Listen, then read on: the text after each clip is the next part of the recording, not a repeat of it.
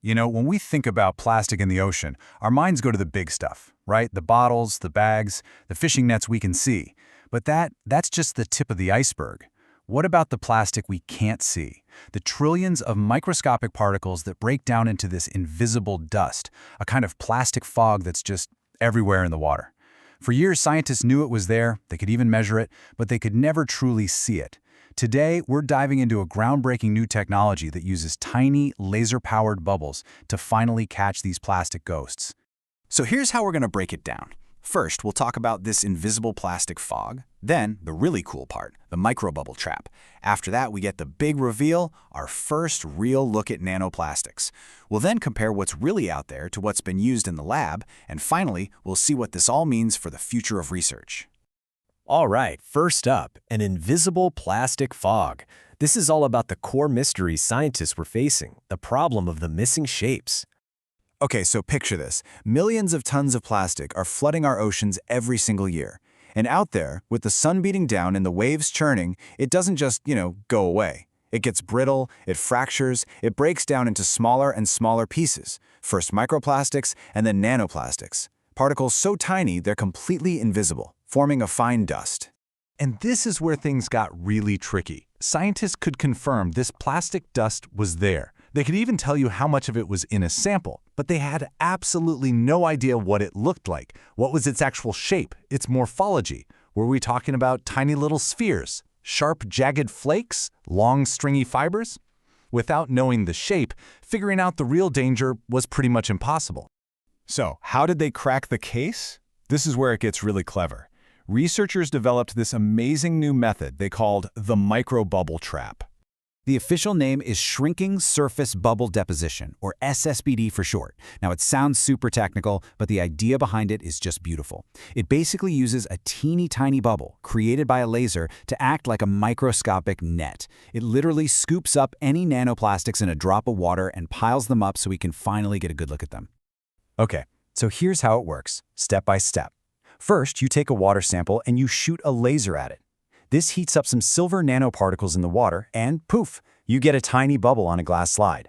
Now here's the magic. The heat from that bubble creates this powerful little current, a tiny whirlpool that pulls all the nearby nanoplastics right onto the bubble's surface. And then you just turn the laser off. The bubble shrinks, and it leaves behind this neat little pile of all the plastic it collected. So simple, so smart. And those little silver nanoparticles? They are the unsung heroes of this whole process. They do two crucial things. First, they absorb the laser energy to actually create the bubble. But then, as the bubble shrinks, they get deposited right there with the plastics. And this is key, because the silver acts like a signal booster for a special chemical analysis. It basically makes the plastic shout its identity, so scientists can't just see the shape, they can tell you exactly what kind of plastic it is. So the trap was set. They took water from all over the world, ran it through this bubble machine, and what they saw was just astonishing.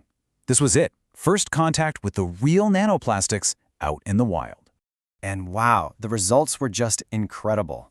They took samples from the coast of China, South Korea, Los Angeles, the Gulf of Mexico, and this technique revealed this incredible diversity of shapes and sizes. I mean, just look at these images from the electron microscope. This is not some uniform dust. It's a whole complex and, frankly, disturbing ecosystem of pollution. And for the first time, we can connect the dots. You can go straight from the large-scale pollutant to its nanoform. You see these old, discarded fishing nets? Well, they crumble into these tangled messes of nylon nanofibers. And it's the same story with something like a styrofoam cup. It doesn't dissolve, it shatters, it turns into these sharp, jagged flakes of polystyrene, just like you're seeing here. But maybe the weirdest discovery of all was PET plastic, from our water bottles. It degrades into these bizarre ball and stick structures. I mean, who would have guessed? The shapes out there in the real world are so much more complex than anyone ever thought. So it's cool to see what these things look like, but why does it matter so much?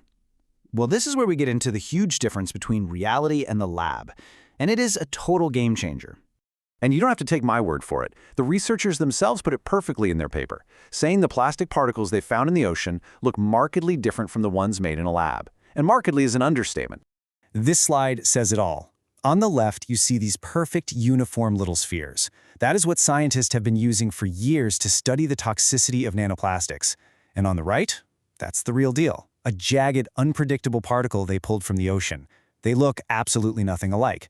Which brings up a really big question. How can we possibly understand the real risk if we've been studying the wrong thing? This changes everything. Why? Because a particle's toxicity is totally tied to its shape.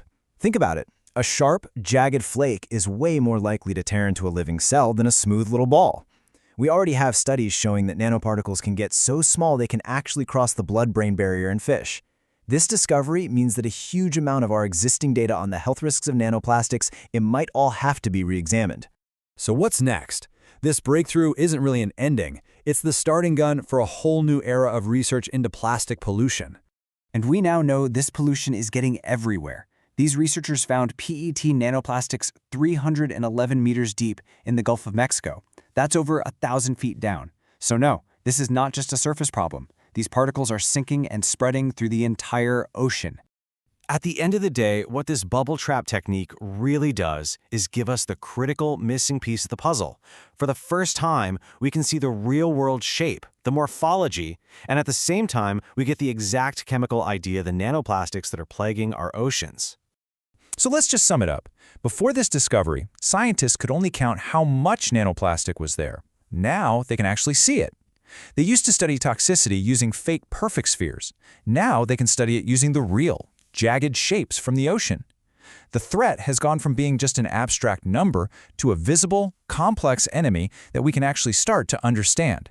And that leaves us with one final massive question. For the very first time, we are truly seeing our enemy. The shapes, the types, the locations of this invisible pollutant. So now that we can see it, how is the fight against plastic pollution going to change? This knowledge could reshape everything, from environmental policy to how we design and use plastic in the first place.